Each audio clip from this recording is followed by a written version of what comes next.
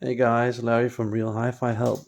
I keep getting a type of email in my consultations about certain type of speakers for certain type of rooms. So let's just cover this quickly for audio note speakers and the lower level Fender Steen speakers, 1CI and 2CE. These are speakers like this one here, this audio note speaker. As you can see, they are close to the back wall, close to the side wall. The fact that I've got a slanted wall towards me, that is not optimal. I'm losing at least 10% of the sound because of that. But here is the alternative. Previously in my room, I would have a speaker there, I would have a speaker there. There wouldn't be a sidewall here, and there'd be like a half sidewall here. It would be open here, slanted wall by chimney there, not optimal. Too much space in between them. And then to make things worse, there's, by the way, 5 meters from that wall to that wall over there.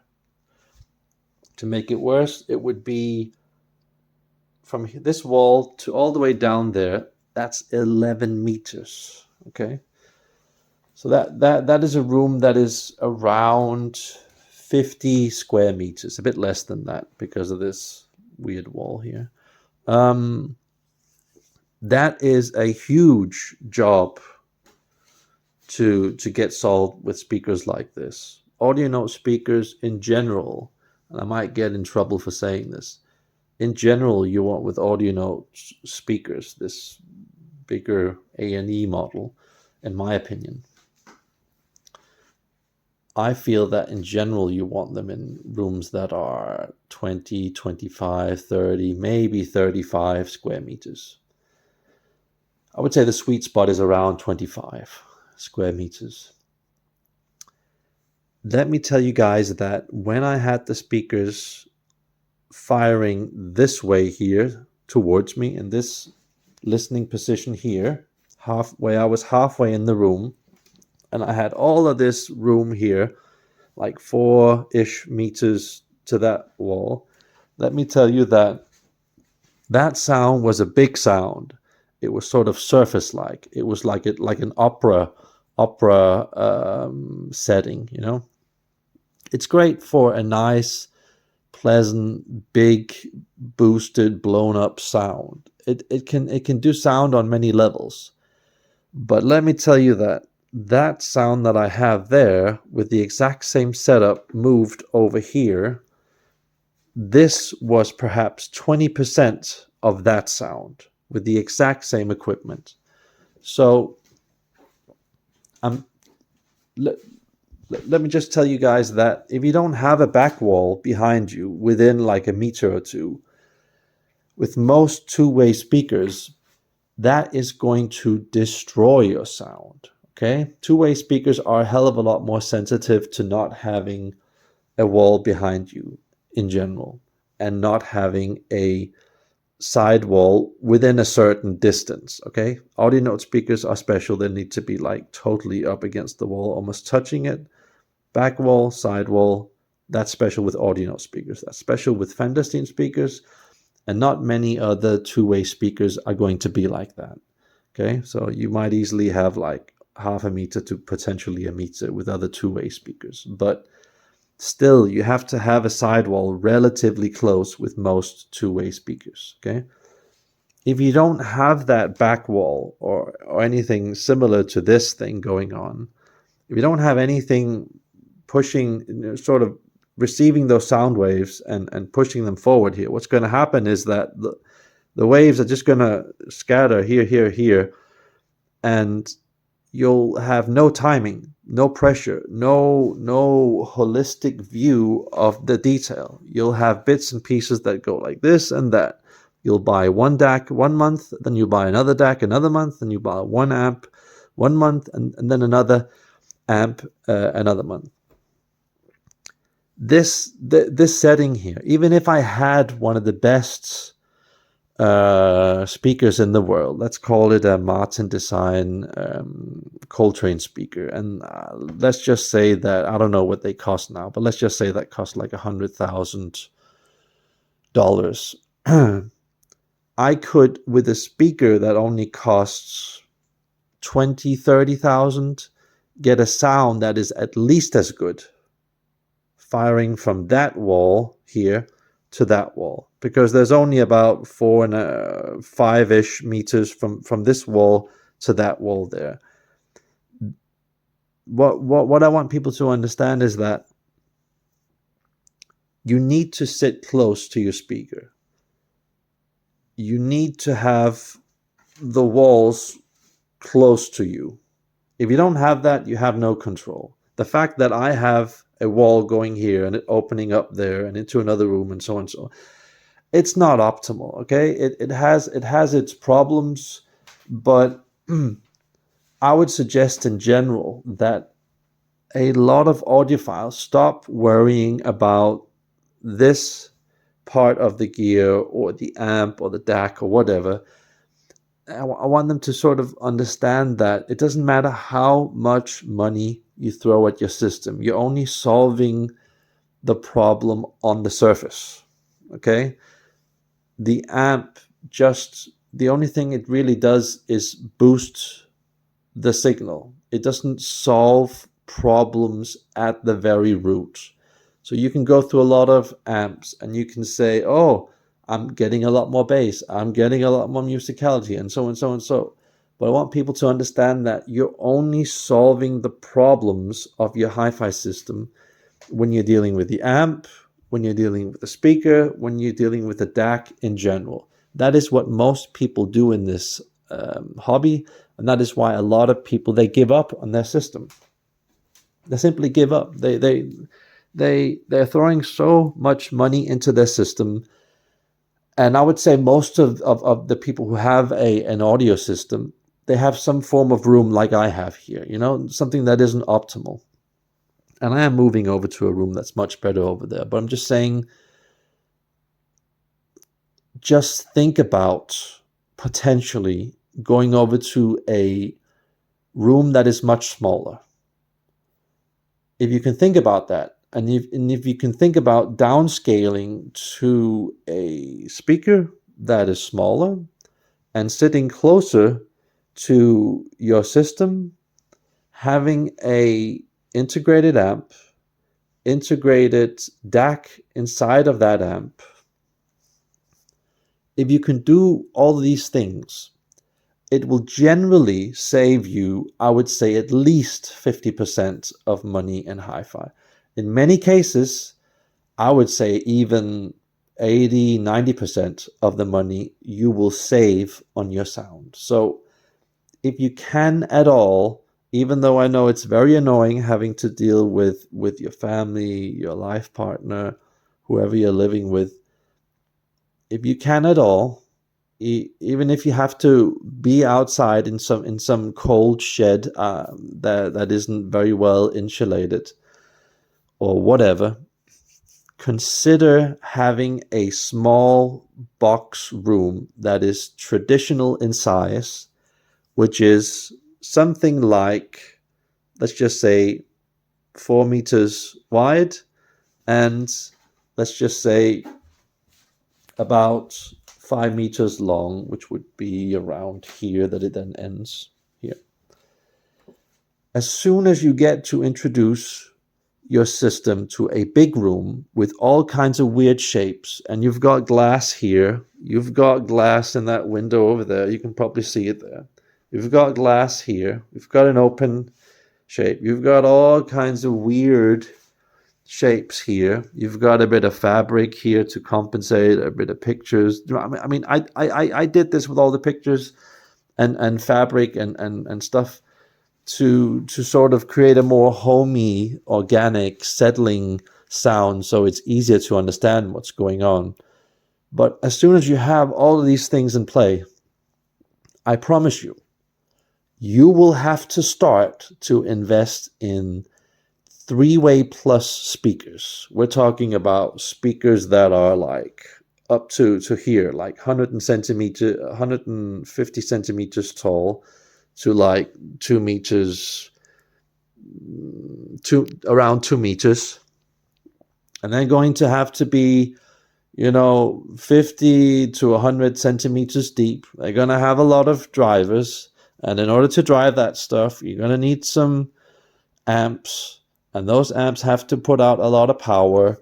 And in order to solve the problem of the room, so many people in this world are investing in speakers that don't have sound quality or have a lower sound quality than the more traditional two-way speakers. And I'm saying to people in general, try to avoid three-way plus speakers, three-way, four-way, five-way, 10-way, 20-way. They can do a lot of stuff that's really impressive. Okay.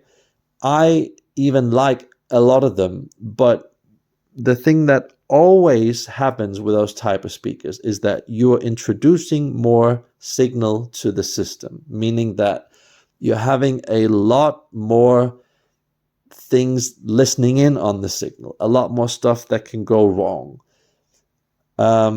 You can spend so much money, so much time pulling out the speakers here and there, trying to figure out all kinds of different acoustics. You can work with so many speaker cables, and this hobby ends up becoming so much work when you're dealing with those type of speakers. I admit they can do some things that these type of speakers can't do. Okay, we don't have to mention those things. You know what they are. I've mentioned them in my blog. You can look through that free book of a couple of thousand pages. But what I'm saying is that if you want something where you can turn off your brain, where hi-fi is a lot easier, you are sort of shutting the door on a lot of potential problems, and you want things easy, direct, feedback. You want it cheap. You want it good value. You want to know what each little thing you do, how it changes your sound, so you don't have to do 10 changes in order to hear that little thing you did in the start, what it really does. Have a small room. Have a simple, small system, short signal. Have a integrated amp, maybe an integrated DAC, whatever, CD player, vinyl, whatever. I'm just saying, I'm just trying to save a lot of money being lost in this this whole industry. And of course, I mean, if you've got, the chance of having this smaller system in a smaller setting, and you also can do what I do in this bigger room, and you can put a giant speaker here and a giant setup, I mean, do that. Feel free to do that and go nuts on that type of sound. That is also a nice sound to have as a contrast to this. But let me just tell you this, guys. Remember those CDs that I showed you before? The hard to play CDs? This one, this one, this one, that's not a hard to play CD, and this is not. These are really easy to play. But this one, when you have a traditional three-way speaker, you cannot play stuff like that on most of them. Three-way, four-way, whatever you call them, these bigger speakers. You cannot play stuff like this. You cannot play stuff like this, and you cannot play stuff like this. Why is it that you can't play stuff like this, and you then instead have to settle on this type of stuff, these much better recordings, and this here, which is a lot more easy to digest? Why is it that you then have to go from this, which is more the two-way type of sound of quality, to this? Let me tell you why. Three-way plus design speakers tear up the sound. They split everything apart. And you're going to hear so much of the quality that is lacking in that speaker. You're going to hear that, okay, I've got a three-way speaker, four-way, five-way, whatever it is. Let's call it what do we have example? Let's just call it BMW. Not BMW. Bowers and Wilkins speakers, okay? Bowers and Wilkins speakers in this room would give a really good understanding of sound. and you could pair it with something like Macintosh. Great pairing. You would understand sound. It would make especially recordings like this very digestible. You'd be able to hear that Michael Jackson's voice would be isolated over here and then go all the way over here, and there would be this sort of blackness separating them. And you're understanding movement a lot more with a type of speaker like that. And it's a sort of non-specialized brand when you look at most of the models that they sell. And what happens is that you get this form of generalization. I talked about it before when I was reviewing the AudioNote CDT4 player, and that is that this becomes digestible. This becomes easy to understand. It sort of works really well with Macintosh type of gear. But the thing is, all of this stuff here still sounds pretty much the same. Okay, you can go up and down in Macintosh gear and in Bowers & Wilkins speakers.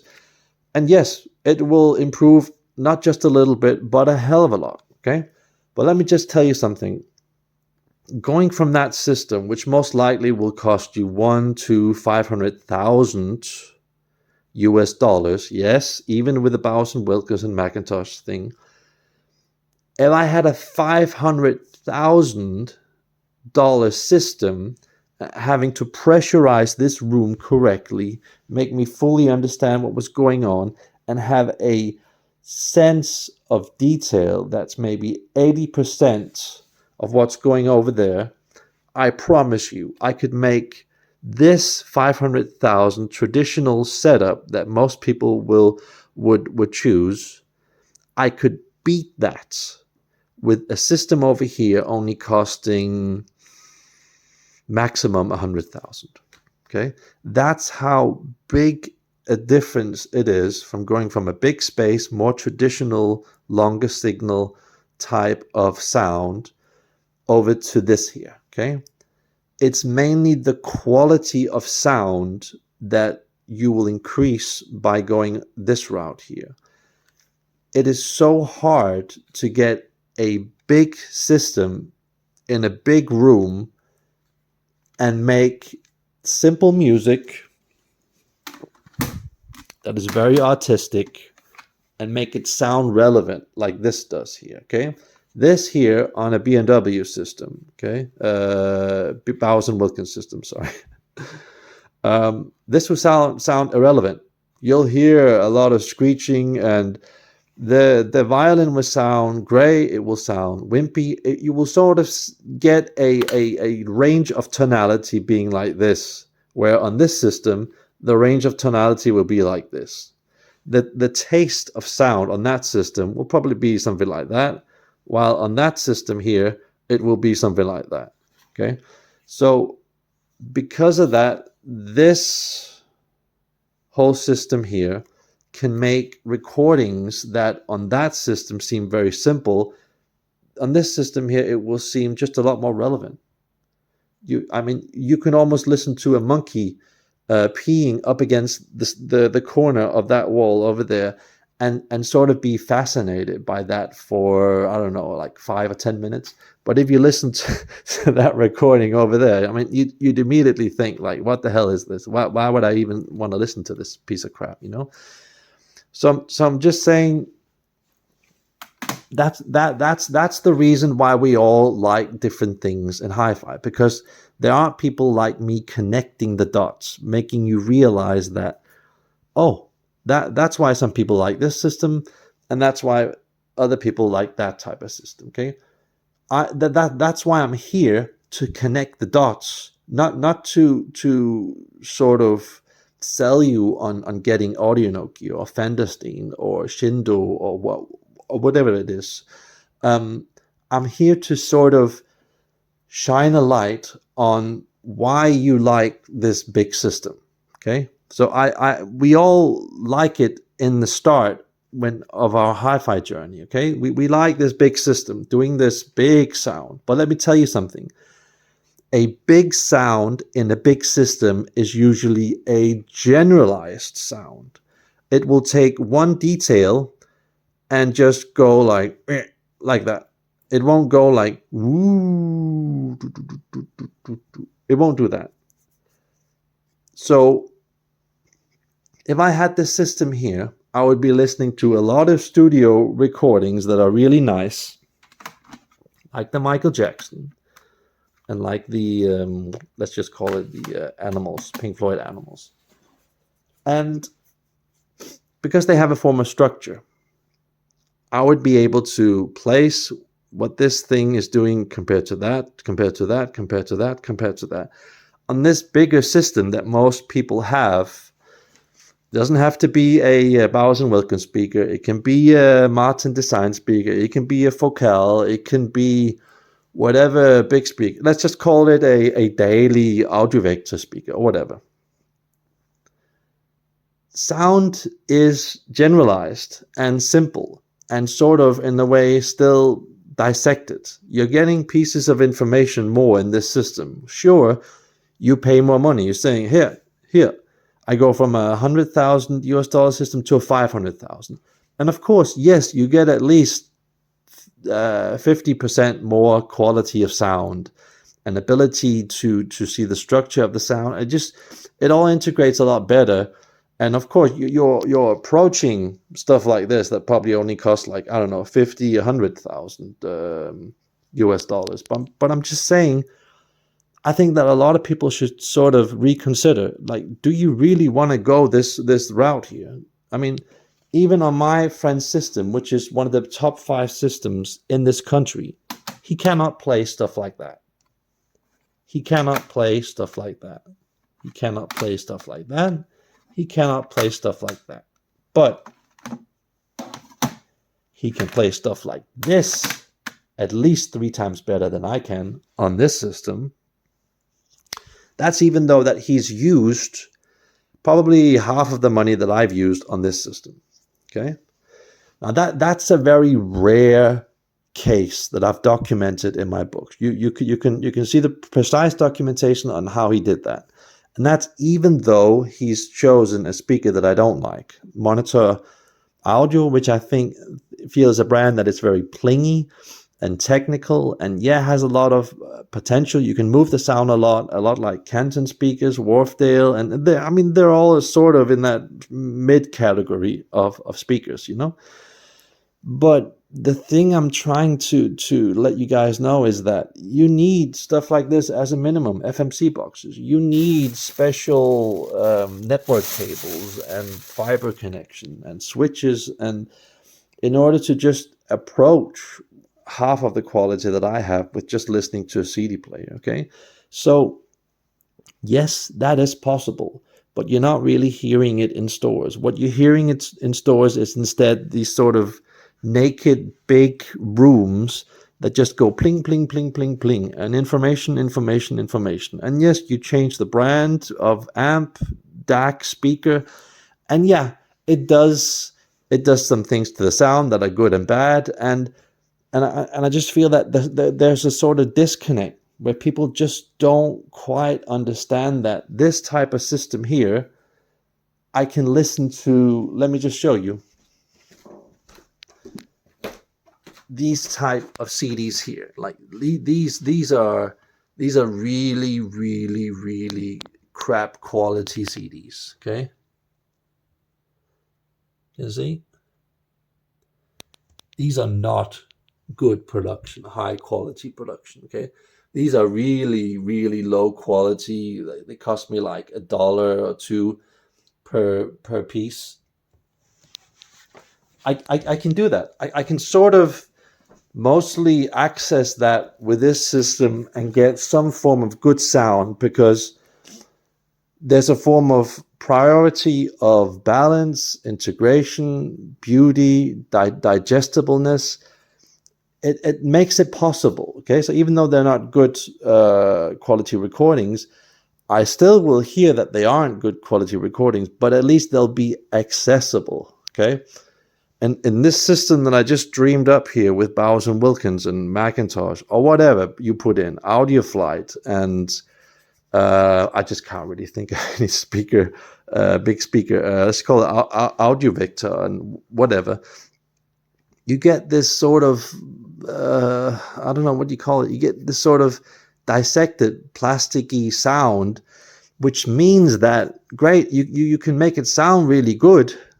There is a lot of potential, but the thing is, you need an incredible source. You need an incredible DAC. You need an incredible baseline to get this big system going, okay? While in this system here, I can make so many mistakes. I can run an old Yamaha CD player without even having it modified into that amp, into these speakers in a small room, and it just plays music, you know, and it works.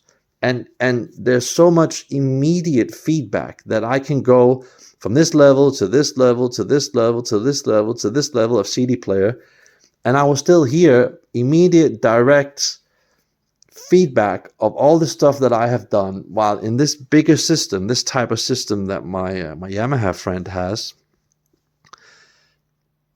he will have to do so much more work on his power, on his network management, on so many small things here and there. And yes, he will be able to, with time, making all of these technical bits, improving them. It's thousands of pieces of information. He will improve them. If he goes all in, he will be able to create a level of musicality, of naturality. But what I'm trying to make people understand is that it only comes in the end. It only comes in the end when you've done the bass line first, and then you've done the amp in the end, together with the DAC and the speaker and so on, so on, so. You can, of course, make big changes here now with the amp and the DAC and the speaker and all that stuff that most people do, but you're only getting the surface reaction, the effect here and now. You're not getting the inner quality of the sound, the deep stuff that holds everything together, that connects you with quality.